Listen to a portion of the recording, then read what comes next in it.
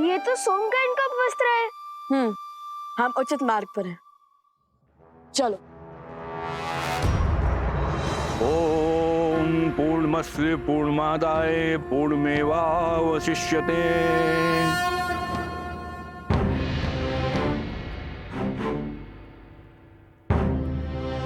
मेरे साथ बोलिए। आदरणीय पूर्वजों, आदरणीय पूर्वजों, पंचद्रव्य की ये अंतिम आहुति स्वीकार कीजिए। पंचद्रव्य की अंतिम आहुति स्वीकार करें। हम इसे सच्चे मन और सम्मान के साथ आपको अर्पित करते हैं। मैं इसे सच्चे मन और सम्मान के साथ आपको अर्पित करता हूँ। इसे ग्रहण करें। इसे ग्रहण करें। पितृ इस दुविधा में कैसे सहायक होंगे?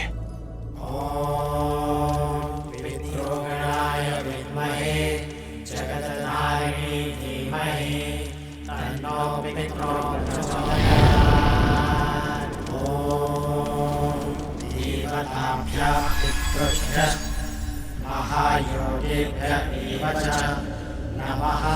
स्वाहायै स्वधायै नित्यमेव नमो नमः।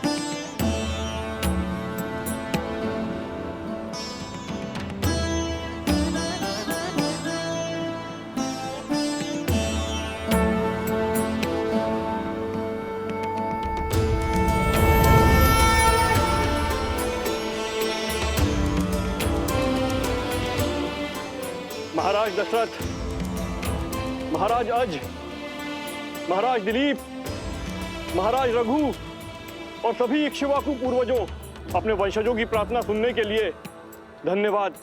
आपके कुल को आपके मार्गदर्शन की आवश्यकता है।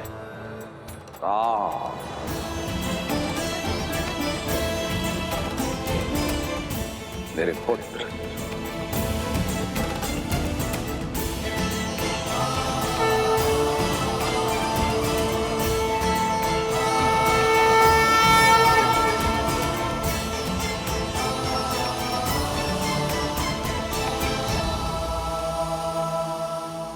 प्रणिपात पिताश्री। आयुष्मान भव पुत्रो।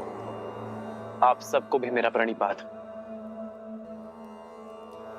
हम तुम्हारी दुविधा से अवगत हैं और भरत तुम्हारी दुविधा से भी।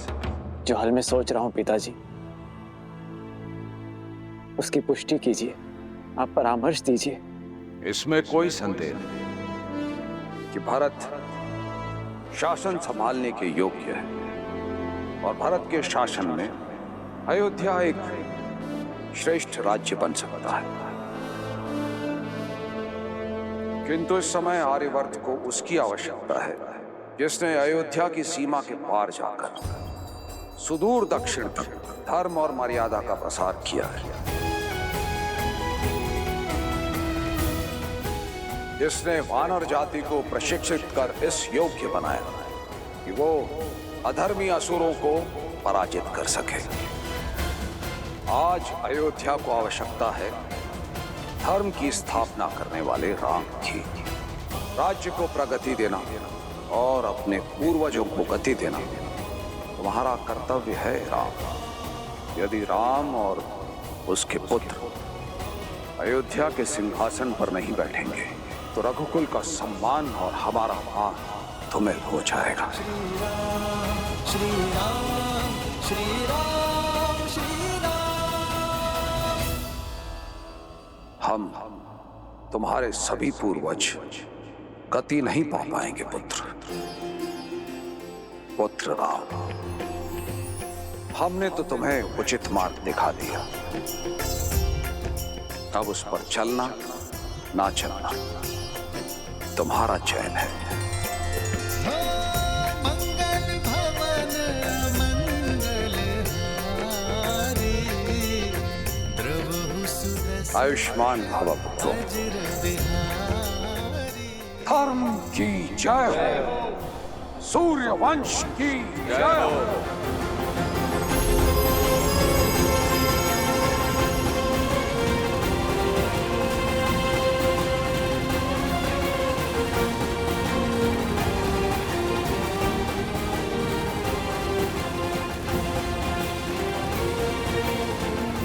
भैया,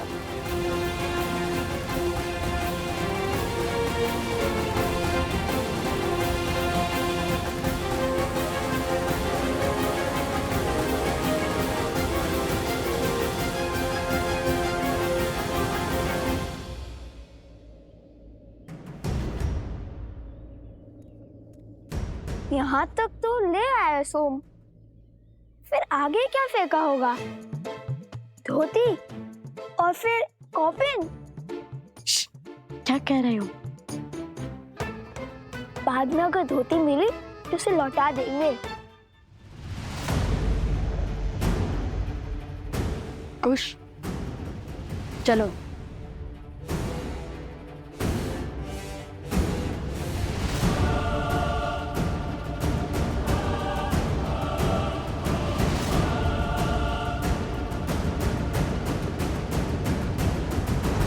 जानता हूं कि तुम परिस्थितियों के पाश में उलझे हुए हो राम, किंतु मनुष्य को अनगिनत कर्तव्यों में से सदा सबसे पहले सबसे महत्वपूर्ण कर्तव्य को प्राथमिकता देनी चाहिए।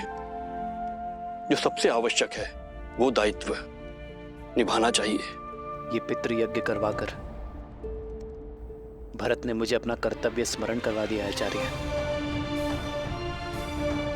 मनुष्य का हर कर्तव्य पुत्र शब्द में छुपा है। जो पुत्र अपने पूर्वजों को पू नाम के भयावह नरक से ना उभारे, उस पुत्र का जीवन अधूरा है। और उसी अधूरे जीवन को पूर्ण करने के लिए आपका दूसरा विवाह आवश्यक है।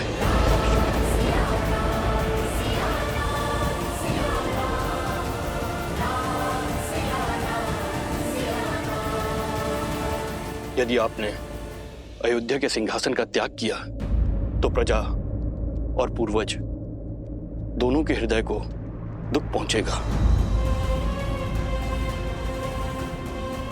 मेरे कथन पर विचार करना राम।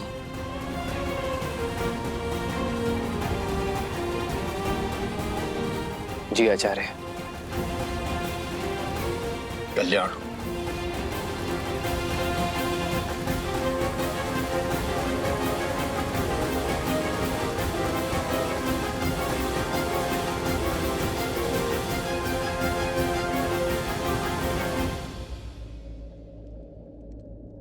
प्रभु, संसार को उभारने वाले प्रभु श्री राम आज स्वयं किस धर्म संकट में फंस गए हैं?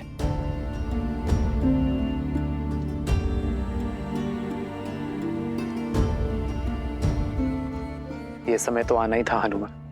वास्तविक धर्म युद्ध लंका में नहीं, अयोध्या में है। मैंने अपना कर्तव्य निभाने के लिए सीता का त्याग तो कर दिया, अपने हृदय से सीता को दूर कभी नहीं कर पाया। कारण चाहे जो भी हो, यदि आज मैंने दूसरा विवाह किया तो यह समस्त समाज इसे अनुचित उदाहरण मान स्त्री के विरुद्ध अन्याय करता रहेगा। यदि धर्म की मूरत सीता को अन्याय मिला तो यह समूची स्त्री जाति कभी न्याय नहीं पा सकेगी हनुमान। प्रभु, तब तो सीता मैया को लौटने का अवसर मिलना चाहिए। इतने वर्षों आप दोनों ने जो तप किया, अब उसका फल आपको मिलना चाहिए प्रभु।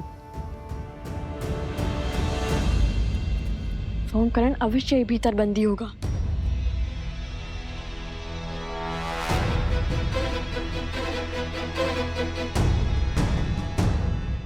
प्रभु, क्या माता को अभी भी नहीं लौटा सकते?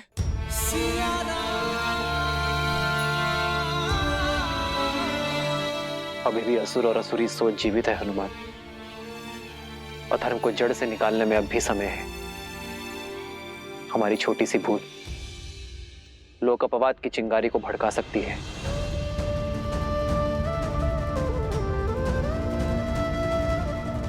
जब तक हम राक्षसी सोच को नष्ट नहीं कर देते, तब तक मैं अपने व्रत और तप से डिग नहीं सकता हनुमान।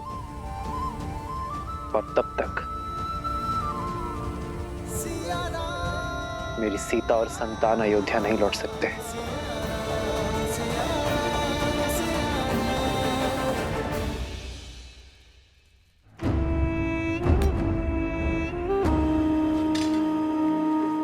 चाटुकारिता करके 4 पग भी आगे नहीं बढ़ पाओगे। उठो और क्रोधित मत करो मुझे। सिंह समझकर बकरी उठा लाए हो मूर्ख।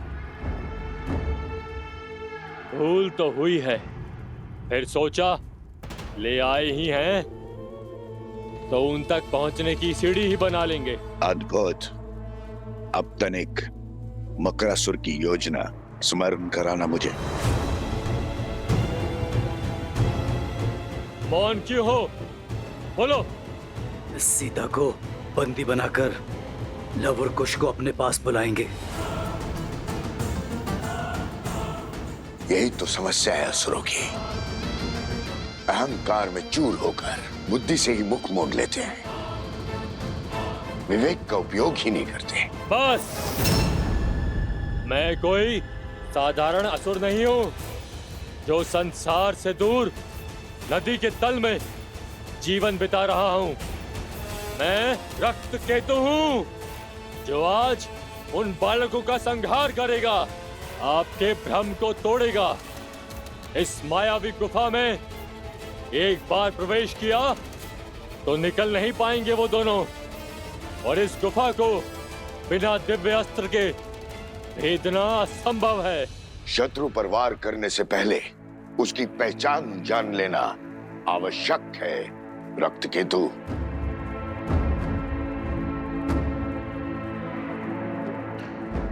उठने का समय आ गया बालक, उठ जाओ।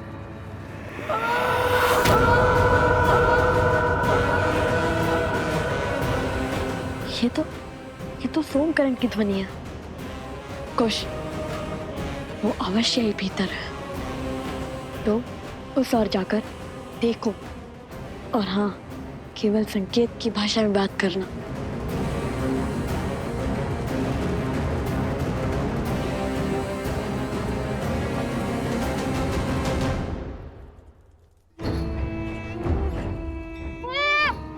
जीवित रहने की इच्छा है तो सुनो, तुम्हारे वो 2 मित्र हैं, लव और कुश। तुम जानते हो वो दोनों कौन हैं? वो वन देवी के पुत्र। और ये वन देवी कौन है? लव कुश की माता। केवल लव कुश की माता नहीं, मूर्ख बालक, श्री राम की अर्धांगिनी, अयोध्या की महारानी है वो। सीता है वो, सीता।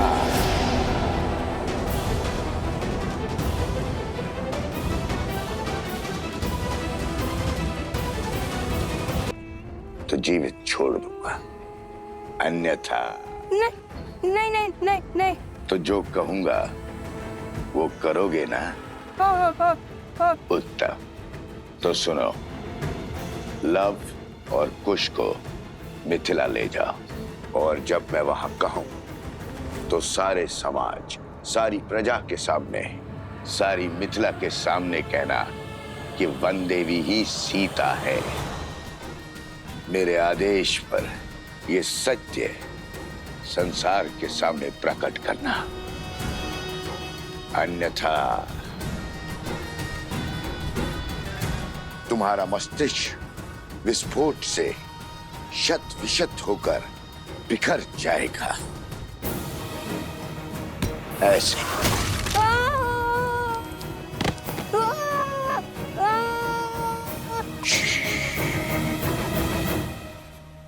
चिल्लाओ मत। सोमकन, जा, तुम मुक्त हुए।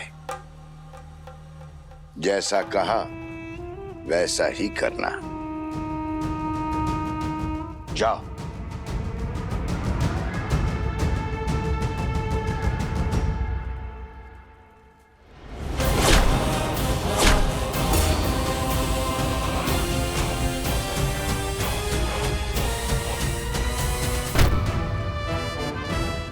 चिंतित मत हो सोमकरण, हम आ गए हैं। तुम क्यों आ गए?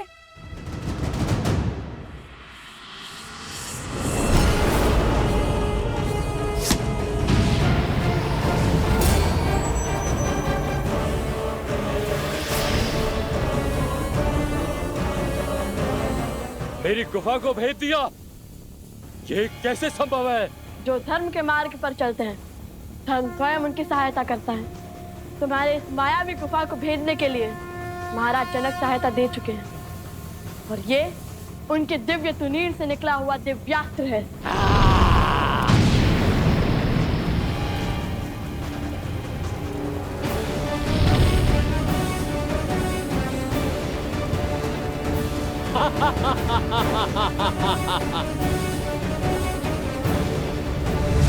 उतर!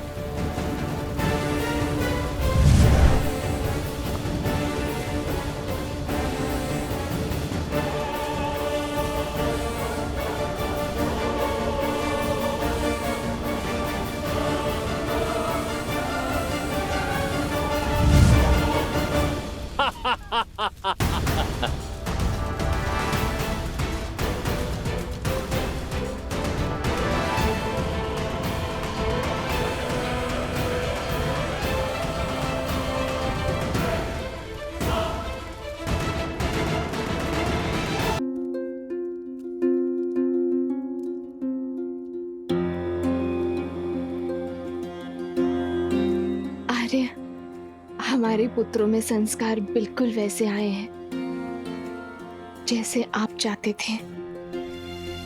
रघुकुल के ये वंशज रघुकुल का पताका लहराने में सक्षम होंगे। आर्य,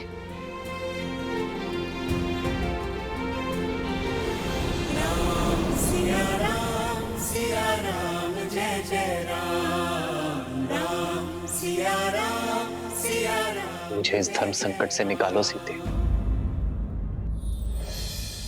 सिया राम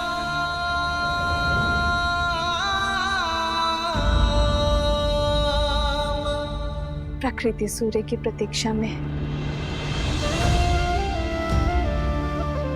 वो एक किरण जो अपने प्रकाश से उन्हें जीवन देती है। सोए हुए मन में ऊर्जा भरती है। सीते, आप मेरे वही सूर्य हैं आर्य। जीवन यात्रा में मेरी जीवन साथी भले ही भिन्न है, किंतु अंतर्मन, उसकी प्रसन्नता, उसकी दुविधा, वो तो साझा ही है।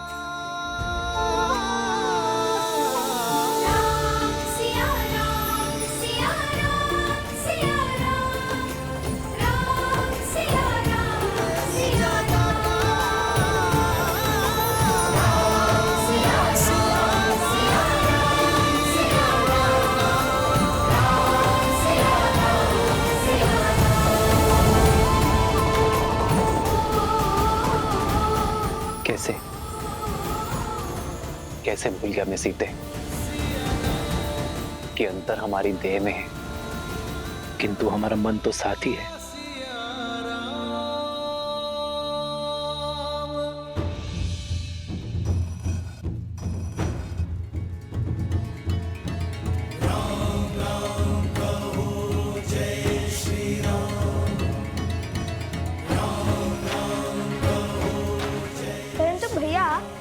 आपको कैसे पता कि भीतर ऐसी माया है? जब मार्ग में कोई रोकने वाला ना हो तो समझ जाना चाहिए कि कोई आपको वहीं लाना चाहता है। गुफा के प्रवेश द्वार पर न कोई सैनिक या फिर कोई सुरक्षा न देखकर मुझे कुछ अनिष्ट प्रतीत हुआ। जैसे हम मकरासुर के जाल में फंसे थे, वैसे ही यहाँ भी फंस सकते थे। ओमकरण के उपवस्त्र और कुंदन भी असुरों ने ही रखे थे ताकि हम इस गुफा में आए। अद्भुत! राजकुमार जैसी सोच और कौशल भी वैसा ही। कहीं नहीं जा सकोगे।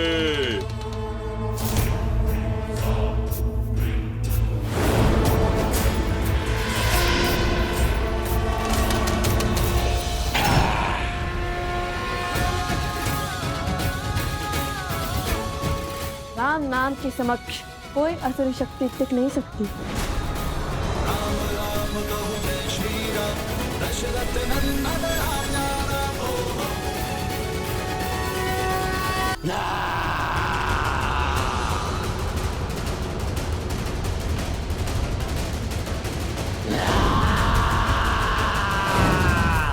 जय श्री राम।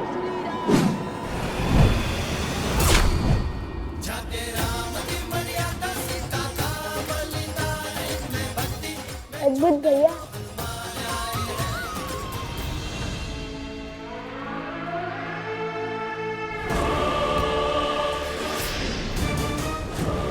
लव और कुश को मिथिला ले जा। सारी मिथिला के सामने कहना कि वन देवी ही सीता है। क्या हुआ? तुम्हें कुछ कहना है?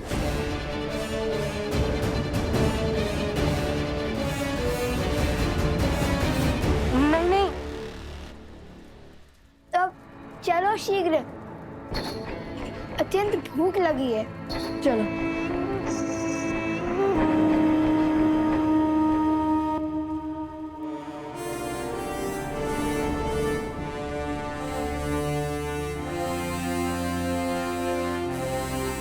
अश्वमेध यज्ञ की तैयारी आरंभ की जाएगी।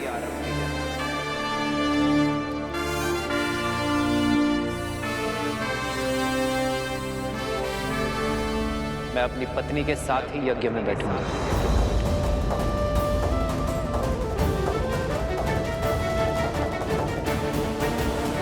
अर्थात भैया दूसरा विवाह करेंगे। प्रभु, एक बार पुनः लोगों के मन में श्री राम के निर्णय को लेके प्रश्न उठ रहे हैं। जिस प्रकार अग्नि में प्रकाश और अंधकार दोनों ही तत्व व्याप्त होते हैं, उसी प्रकार मनुष्य के आत्म तत्व में सत्व और तमस दोनों ही गुण विराजमान होते हैं। जहां एक और सत्व प्रकाश और संतोष का द्योतक होता है, वहीं दूसरी ओर तमस अंधकार और असंतोष का प्रतीक है।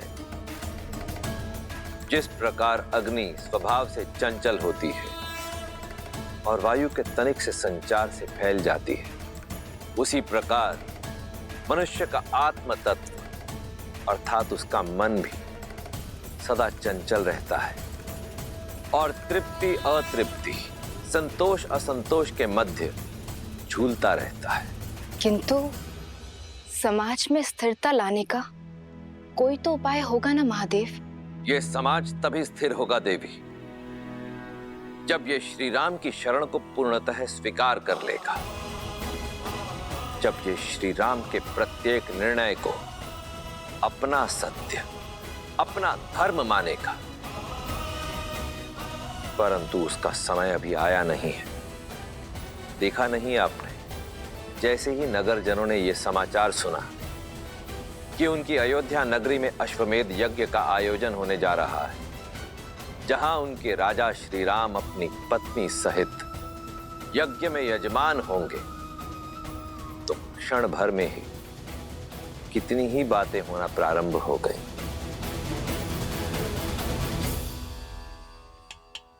क्या कह रहे हो? जैसे इस मटके की टंकार कहती है कि ये खरा है, वैसे ही मेरी बात भी 100% सत्य है। महाराज राम ने भरी सभा में घोषित किया है वो यज्ञ में अपनी पत्नी के साथ बैठेंगे।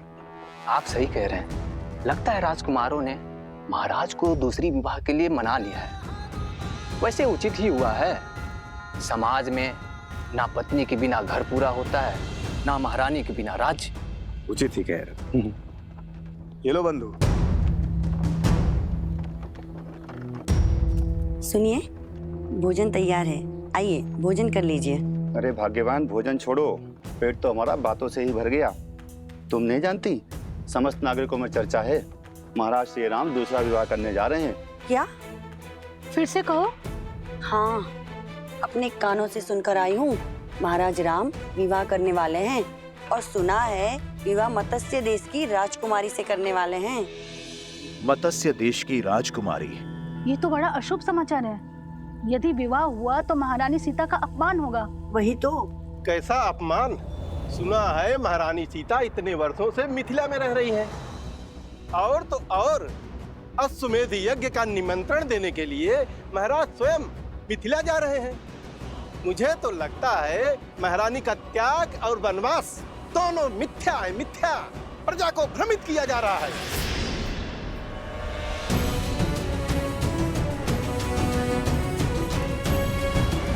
तुम्हारी सोच की भांति तुम्हें मिठाई भी भ्रष्ट है।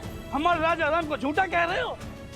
अरे यदि किसी द्वार पर उनकी छाया भी पड़ जाए ना, उस घर में भी कभी कोई असत्य नहीं कहता, और तुम उन्हीं पर लांछन लगा रहे हो।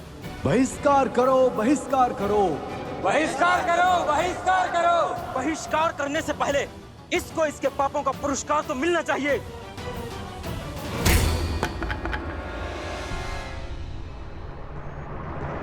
जय महावीर हनुमान, जय जय पवन पुत्र हनुमान। क्या बात है, पहले लोप अपवाद था और अब बात हिंसा तक आ गई।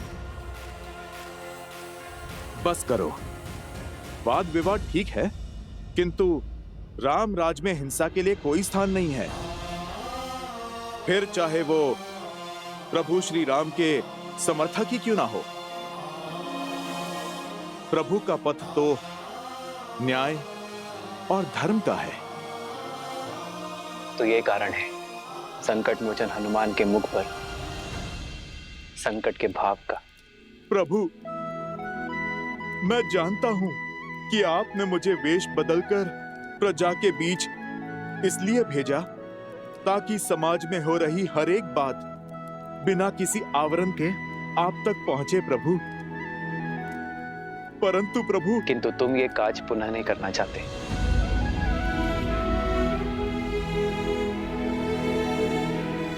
क्योंकि अगली बार ये भक्त भगवान के अपमान पर अपना क्रोध नहीं रोक पाएगा।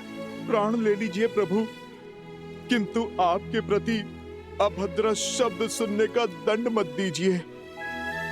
प्रभु, मैं तो जानता हूं आपका निर्णय अंत में समाज को ज्ञान और सुख का प्रकाश देगा, माता सीता का सम्मान बढ़ाएगा। किंतु ये सब क्यों प्रभु? क्यों ये प्रजा ये नहीं समझ रही है? क्योंकि लोक अपवाद अभी कुछ समय के लिए ठहरा है हनुमान, पूरी भांति समाप्त नहीं हुआ है। संदेह था मुझे कि ये राक्षसी शक्तियां अश्वमेध यज्ञ के मेरे घोषणा के पश्चात पुनः प्रभावशाली होंगी। किसी अच्छे गुण को संजोने में,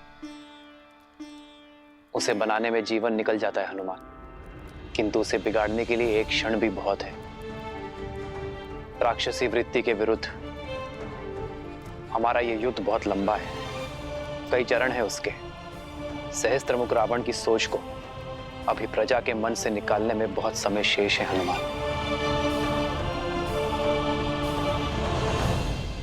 बहुत शुभ समाचार लाए हो बानासुर।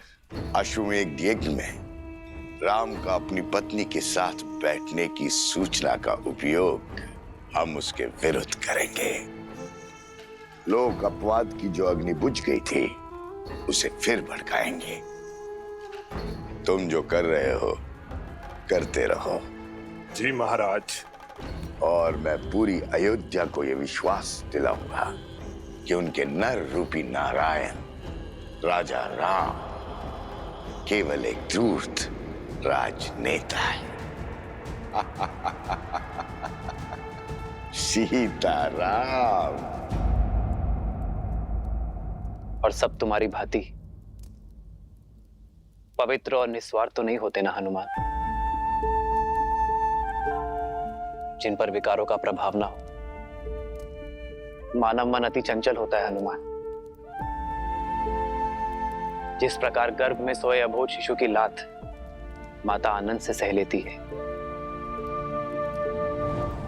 उसी प्रकार प्रजा की भूल होने पर एक राजा को क्रोधित होने का अधिकार नहीं है।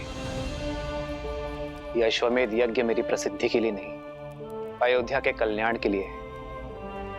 हमें राक्षस और राक्षसी सोच को अयोध्या से भगाना है। इस यज्ञ के पूर्ण होने पर कोई भी आसुर या आसुरी शक्ति अयोध्या में छुपकर नहीं बैठ पाएगी।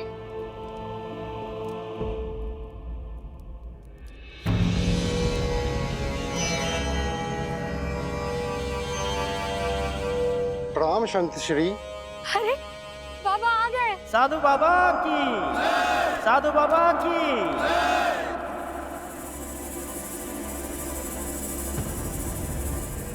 लोग अपवाद की जो अग्नि बुझ गई थी उसे फिर भड़काएंगे।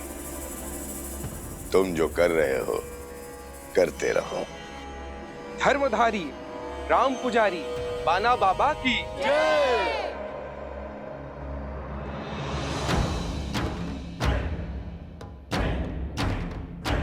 मैं अपने तपोबल से ये समझ चुका हूं, महाराज राम जिस मर्यादा, जिस धर्म की बात करते हैं वही सत्य है। धर्म के मार्ग में अनेकों असत्य सुनाई देते हैं, दिखाई देते हैं। उससे बचने के लिए मैं आज से ये पट्टी बांधकर हर मार्ग से निकलूंगा। राम राज्य का हित श्री राम की बताई हुई बातों में है। हम सब श्री राम की पूजा करते हैं क्योंकि उन्होंने धर्म के लिए अपनी पत्नी तक का त्याग कर दिया। परंतु यदि महाराज उस त्यागी हुई सीता को पुनः अयोध्या ले आएंगे तो वो त्याग नहीं, छल होगा। अब अयोध्या में उस त्यागी हुई सीता के लिए कोई स्थान नहीं। अब कोई मर्यादा को भंग करने का दुस्साहस नहीं करेगा। बिल्कुल उचित कहा बाबा जी। ये तो हमारी भावनाओं के साथ छल होगा। रामधारी राम पुजारी बाबा की जय। रामधारी राम पुजारी बाबा की जय। रामधारी राम पुजारी बाबा की जय। आइए सब बाबा का आशीर्वाद लीजिए।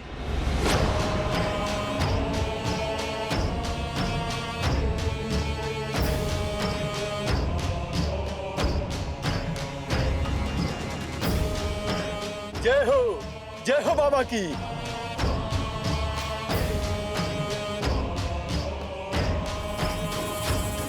जय हो बाबा जी की, जय हो बाबा जी की।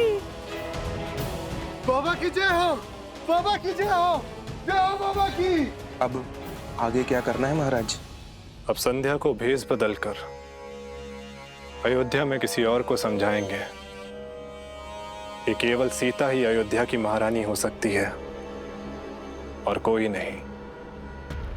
और यदि यही सत्य निकला तो महाराज ने अपनी महारानी के साथ ही यज्ञ में बैठने की घोषणा की है। सत्य कहा, परंतु एक सत्य ये भी है कि त्यागी हुई स्त्री कभी महारानी नहीं बन सकती। और जब दो सत्य टकराएंगे तब होगा महासंग्राम। मैंने आपको कभी शारीरिक तो कभी मानसिक, इतना सब कुछ सहकर भी इतने शांत कैसे रह लेते हैं आप प्रभु? मेरे मन का हर ज्वार सीता के वचन का विश्वास शांत करता है हनुमान। सीता और मेरी संतान के लौटने का प्रण मुझे प्राण देता है। और मैं ही क्यों, मेरी सीता भी तो उसी क्षण की प्रतीक्षा में है।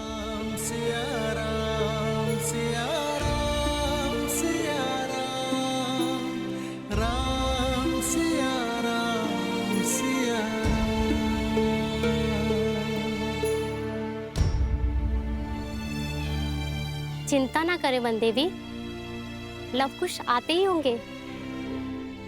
जानती हूँ,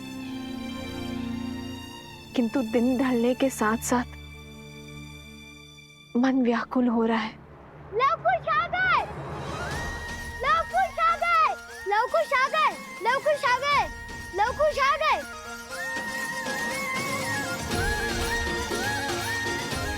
लव कुश की जय, लव कुश की जय, लव कुश की जय, लव कुश की जय, लव कुश की लव कुश की लव कुश की लव कुश की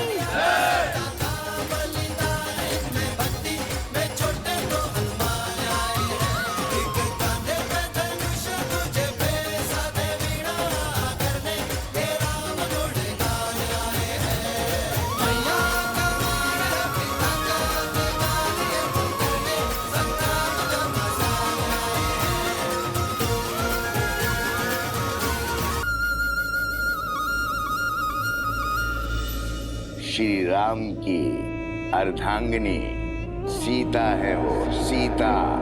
तुम ठीक तो हो ना सोमकरण?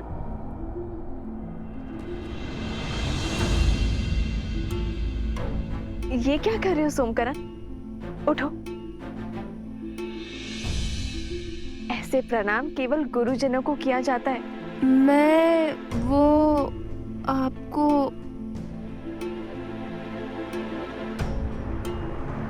ओहो, जब से राक्षसों के बीच रहकर आया है, लगता है जैसे इसका मस्तिष्क स्वयं के नहीं, उनके नियंत्रण में है।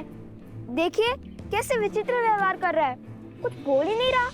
इतना ही नहीं माता, वन में फल तोड़ने से लेकर हमें खिलाने तक सब इसी ने किया।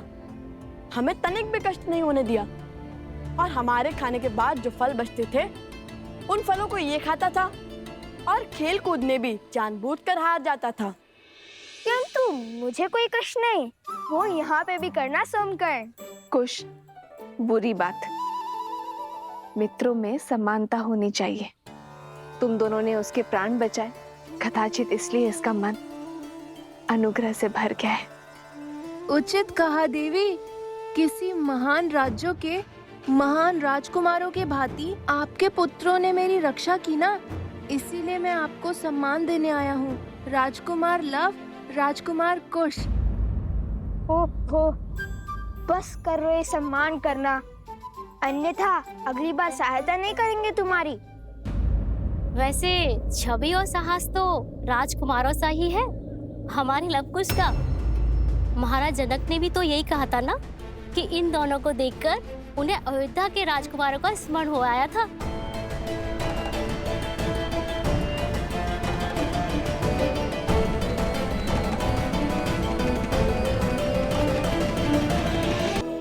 और जब मैंने उन वीर योद्धा बालकों से उनका नाम पूछा तो उन्होंने बड़े गर्व से कहा, लव कुश।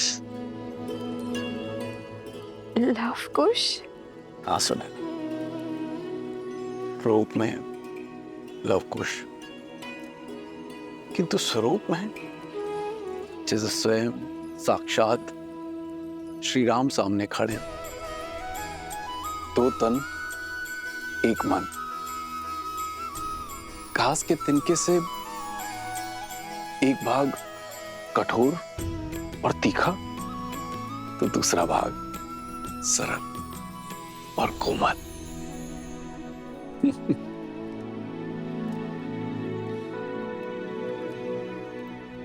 जानता हूं इस कथा को सुनकर तुम अत्यंत व्याकुल हो रही है, किंतु बताना भी आवश्यक है, क्योंकि उन वीर बालकों को देखकर मुझे अयोध्या के राजकुमारों का स्मरण आया। और मुख, क्या उनके मुख पर आपको सीता के मुख की आभा नहीं दिखी? और उसके माथे की रेखाएं भी नहीं दिखी आपको? मैं उनकी माता से मिला, किंतु सीता नहीं थी। और छवि, क्या आपको उनमें सीता की छवि भी नहीं दिखाई दी? 40 वर्षों से मैंने अपनी पुत्री सीता का मुख भी नहीं देखा। अब तो उसकी स्मृति भी विस्मृत होने लगी है। आप विश्राम कीजिए, आप अस्वस्थ क्या कर रही हैं आप? अब ले चलिए मुझे, मैं क्षण भर में अपनी सीता को पहचान लूंगी। अब ले चलिए मुझे, ले चलिए। तो क्या सीता का पिता इतना अभागा है कि उसकी पुत्री सीता सामने होती है और वो पहचान भी नहीं पाता?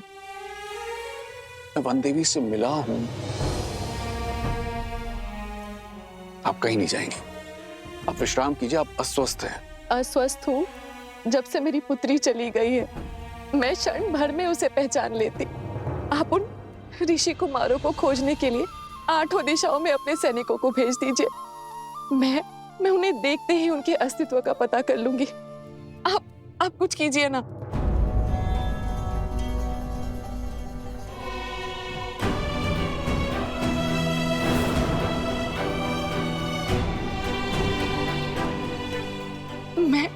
मैं खोजूंगी अपनी सीता को। हमें कहीं जाने की आवश्यकता नहीं पड़ेगी। मैं उन दोनों धनुर्धरों को यहाँ मिथिला लाने का प्रबंध करता हूँ।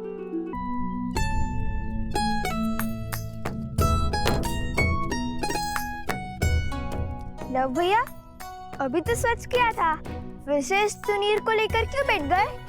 क्योंकि हमें इस तुनीर को ससम्मान मिथिला के महाराज जनक को लौटाना है।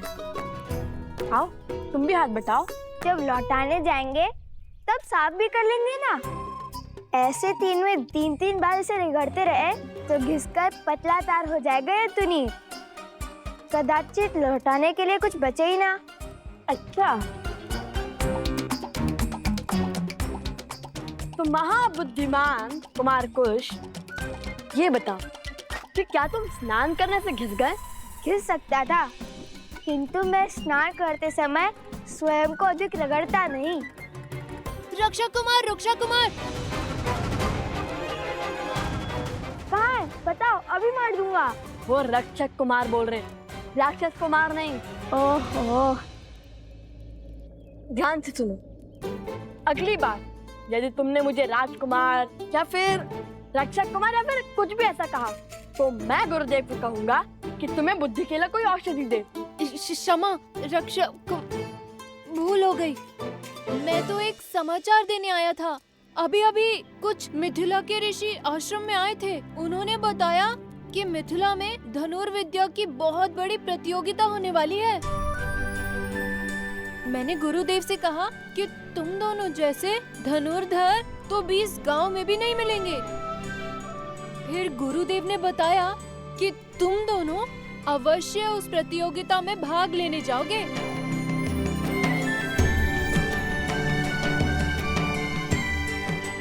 अब केवल भगवान वाल्मीकि की आज्ञा शेष है।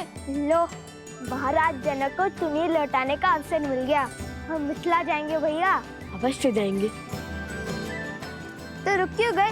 तुनीर स्वच्छ करते हैं, अन्यथा मिथिला नरेश कहेंगे कि भेंट को सम्मान से नहीं रख पाए हम। हाँ अवश्य।